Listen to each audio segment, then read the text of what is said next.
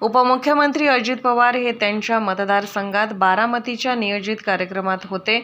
आता अजित पवार हे अमित शहा यांना निरोप देण्यासाठी त्यांच्या सोबत उपस्थित राहतील। सागर बंगल्यावर त्यांच्या पक्षाची बैठक असेल, संयुक्त बैठक असेल तर अजित पवार तिथे जातील। विजय वडेट्टीवार विरोधी पक्षात आहेत, त्यांना ते बोलावं लागते। विधानसभेचा येणारा काळ सांगेल, कोणासमोर कोणाला टिकावं लागणार नाही। लोकशाहीमध्ये प्रत्येकाला आपापला पक्ष वाढवण्याचा अधिकार आहे।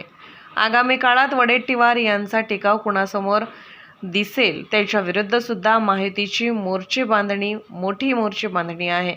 जागा वाटपाबाबत महायुतीचे तीनही पक्षाचे वरिष्ठ नेते निर्णय घेतील। मी पण याआधी जागा वाटपाबाबत इच्छा व्यक्त केली, मात्र त्यानंतर असं ठरलं की कोणीही जागा वाटपाबाबत बोलू नये। महायुतीच्या तिन्ही पक्षाला आपापला नेता प्रमोट करण्याचा अधिकार आहे। माझ्या घरच्या गणपतीच्या देखाव्यामध्ये माझी इच्छा आहे की अजितदादा मुख्यमंत्री व्हावे। चित्रा वाघ यांच्या घरच्या गणपतीमध्ये त्यांनी देवेंद्र फडणवीस मुख्यमंत्री व्हावे ही इच्छा व्यक्त केली। एकनाथ शिंदे मुख्यमंत्री व्हावे ही शिवसेनेची इच्छा आहे। आपला नेता मुख्यमंत्री व्हावा ही कार्यकर्त्यांची भावना असते। आता विधानसभेच्या निवडणुकीसाठी तिन्ही पक्षाची एकत्र येऊन निवडणुकीला सामोरे जाणे महत्त्वाचे आहे आणि नंतर मुख्यमंत्री पदाचा चेहरा कोण हे तिन्ही पक्षाचे नेतेच घेऊ शकतात। आम्हाला जर विचारलं तर आम्हाला वाटते की अजित पवारांनीच नेतृत्व करावं। चव्हाट्यावर आली नाही पाहिजे, त्यामुळे ज्या उमेदवारांमध्ये जिंकण्याची क्षमता आहे त्याच उमेदवारांना उमेदवार निश्चित करावा असं अमित शहांनी सूचना दिलेल्या आहेत भाजप नेत्यांना। नाही, रास्त सूचना आहे, कारण ज्या ठिकाणी ताकद जास्त आहे ज्या पक्षाची त्या पक्षाला उमेदवारी असली पाहिजे, पण इतर दोन पक्षांनी पण तितकंच ताकदीनं काम केलं पाहिजे हे धोरणच ठरलेलं आहे। त्यामुळे त्यांनी ज्या पद्धतीने निर्देश दिले ते भाजपलाही लागू आहेत आणि ते आम्हाला पण लागू आहेत। अजित पवारांना महायुतीतून बाहेर काढण्यासाठी शिंदे गटाचे आमदार जे आहे ते सातत्यानं त्यांच्यावर टीका करतात असा जो आरोप आहे जयंत पाटलांनी केला होता। नाही, आता का शिंदे गटातले तानाजी सावंत असतील, शंभूराज देसाई असतील किंवा काल एक झालेला आरोप असेल, आपल्या काल पण एक कोणीतरी बोललं, हे सातत्यानं टीका होऊ नये, करू नये अशा सक्त ताकीद दिल्या गेलेल्या आहेत। काल मुख्यमंत्री आणि उपमुख्यमंत्री एक अमित शहांसोबत होते आणि सांगण्यात आलं की कोणत्याही पक्षाच्या नेत्यांबद्दल कोणी बोलू नये। तशी आम्हाला बंधनं दिलेली आहेत, तशी त्यांना पण बंधनं दिलेली आहेत। त्याच्यामुळे जयंत पाटील साहेब हे विरोधी पक्षात आहेत आणि अशा सगळ्या गोष्टी घडत असताना निश्चितच त्यांना थोडा आनंद होत असेल आणि म्हणून त्या आनंदापोटी त्यांनी ते वक्तव्य केलं असावं। कार्यकर्ते बोलत आहेत आणि आता सध्या जर पाहिलं तर एकनाथ शिंदे मुख्यमंत्री आहे। महायुतीचा मुख्यमंत्री पदाचा चेहरा नेमका कोण असणार आहे, एकनाथ शिंदे की अजितदादा? महायुतीच्या तिन्ही पक्षाला आपापला नेता प्रमोट करण्याचा अधिकार आहे। माझ्या घरच्या गणपतीच्या देखाव्यात तुम्ही सर्वांनी दाखवलं की अजितदादा महाराष्ट्राचे मुख्यमंत्री व्हावे हे माझी भूमिका। चित्रा वाघ यांच्याकडं गणपतीचा देखावा आहे, त्यात देवेंद्रजी फडणवीस व्हावे हे त्यांची भूमिका। तसं शिंदेसाहेब व्हावे हे शिवसेनेची भूमिका। आपला नेता महाराष्ट्राचा मुख्यमंत्री व्हावा ही कार्यकर्त्याची भावना असते, मात्र सध्या विधानसभेच्या निवडणुकीला तिघांनी एकत्र येऊन सामोरं जाणं महत्त्वाचं आहे। आमच्या ज्या लोककल्याणकारी योजना अर्थसंकल्पात मांडल्या गेल्या त्याचा प्रचार प्रसाराच्या जोरावर महायुतीतल्या तिन्ही पक्षांनी एकत्र येऊन लढणं, जिंकणं आणि नंतर मग महायुतीचा मुख्यमंत्री पदाचा चेहरा तो अंतिम निर्णय हे पार्लमेंटरी बोर्ड आणि तिन्ही पक्षाचे वरिष्ठ नेतेच घेऊ शकतात। आमची इच्छा विचाराल तर आम्हाला वाटतं ना अजितदादांनीच नेतृत्व करावं। एकनाथ शिंदेच्या नेतृत्वाखाली ही निवडणूक होणार नाही असं वाटतं? हे त्यांनाच अधिकार दिलेत सर्वांनी की शिंदेसाहेबाच्या नेतृत्वात ही निवडणूक होईल, तर त्यात काय अडचण नाही। संजय राऊत म्हणतात की अजितदादा बारामतीतून हरणार आहे, त्यामुळे अजितदादा बारामतीतून निवडणूक लढणार नाही, तुमची काय प्रतिक्रिया? संजय राऊतांना मी कालही सांगितलं की संजय राऊतांसारखा रिकाम टेकडा व्यक्ती दुसरा कोणी नाही। असं आसुरी आनंद त्यांना नेहमी घ्यायचा असतो, चर्चेत राहायचं असतं। बारामतीच्या लोकांच्या भावना तीव्र आहेत। आता याच्यापेक्षा जास्त जर संजय राऊत बोलतील तर मला असं वाटतं की बारामतीच्या जनताच त्यांना बारामतीत घेऊन जो विकास 1990पासून 2024पर्यंत सातत्याने केला, एकदा संजय राऊतांनी जावं ना, तिथले रस्ते बघावं आणि यांनी ज्या ज्या भागात नेतृत्व केलं तिथली अवस्था बघावी।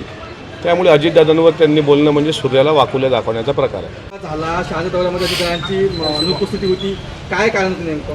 काल दिवसभरचे जे कार्यक्रम होते ते बारामतीला होते। दादांचे ठरलेले कार्यक्रम आपण पण दाखवले आणि आज सकाळी दादा बारामतीवरून निघाले, दुपारी तिथे देवगिरीला पोहोचले आणि आता बाय ऑफ करायला ते आहेत अमित शहाजींच्या सोबतच आहेत. सागर बंगल्यावर सध्या बैठक सुरू आहे, अजित पवारांची उपस्थिती नाही. ते सागर बंगल्यावर असण्याचा काय प्रश्न आहे. भारतीय जनता पार्टीच्या कोर कमिटीची बैठक काल झाली, त्याच्यानंतर महायुतीच्या संदर्भातल्या काही चर्चा झाल्या आणि सागर बंगल्यावर अर्थातच देवेंद्रजींच्या उपस्थितीत त्यांच्या पक्षाच्या नेत्यांची बैठक होणार आहे. दादांना जायचं असेल तर ज्या ठिकाणी संयुक्त बैठक असेल त्याच ठिकाणी दादा जातील. दादा दिसतील अमित शहासोबत. अमित शहांना सोडायला दादा सोबत आहेत अर्धा तास एअरपोर्टवर. शरद पवारांपुढे आता निभावं लागतं आणि असं अजितदादांना वाटायला लागलं आणि त्या संदर्भात जे आहे ते वडेट्टीवारांनी त्यांच्यावर टीका केलेली आहे. शेवटी वडेट्टीवार साहेबांना आता विरोधी पक्षात आहेत तर त्यांना तेवढं बोलावं लागतं. आता येणारा काळ सांगेल विधानसभेचा की कोणासमोर कोणाला टिकावं लागणार नाही. लोकशाहीमध्ये प्रत्येकाला आपापला पक्ष वाढवण्याचा अधिकार आहे आणि दादांनी काल बारामतीमध्ये कार्यकर्त्यांच्या बोलताना ज्या काही भावना व्यक्त केल्या त्या वक्तव्यावर वडेट्टीवारजी बोलले असतील. त्याच्यामुळे वडेट्टीवारांचा कोणासमोर टिकावं लागतो हे आगामी काळात तुम्हाला विधानसभेत दिसेल, कारण त्यांच्या विरुद्धसुद्धा महायुतीची मोठी मोर्चेबांधणी आहेच. राष्ट्रवादी किती जागांवर निवडणूक लढणार आहे, किती जागांवर दावा करणार आहे विदर्भात? आम्ही त्याबद्दल काही सांगू शकत नाही. महायुतीचे तिन्ही पक्ष एकत्र येऊन वरिष्ठ त्यावर अंतिम निर्णय घेतील आणि त्यानंतरच योग्य तो जागा वाटप होणार. 120 जागा लढवणार असल्याचं शिंदेच्या आमदारांनी म्हटलंय. संजय गायकवाडांनी 100 जागा जिंकली. नाही, मला पण म्हणता येतं का 150 जागा लढायची आमची इच्छा आहे, पण तसं मी म्हणणार नाही. संजय गायकवाडांची इच्छा त्यांनी त्यांच्या पक्षाच्या अनुषंगानं व्यक्त केली. मी पण मागं इच्छा व्यक्त केली होती. त्यानंतर ठरलं की कोणी जागा वाटपाबद्दल बोलायचं नाही.